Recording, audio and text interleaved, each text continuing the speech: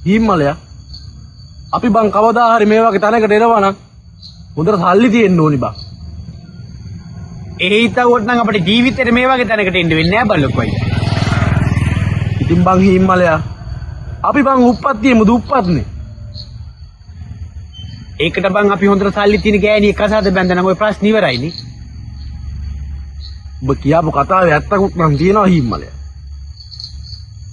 ඒ කියන්නේ සල්ලි නැති උඹයි මායි වගේ පිරිමි සල්ලි තියෙන ගෑනු කසාද බඳිනවා.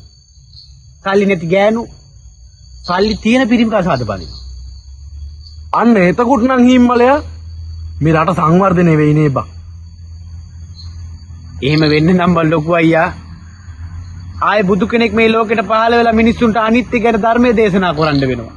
ගඟට කපන ඊ ගඟ දිය රැගෙන යති සැපට වැළුණු කය පොළොවට දිරා යති අපට නොවේ බඹුටත් මරු ළඟා වෙති පිනට දුන්නු දේ පමණක් ඉතුරු වෙති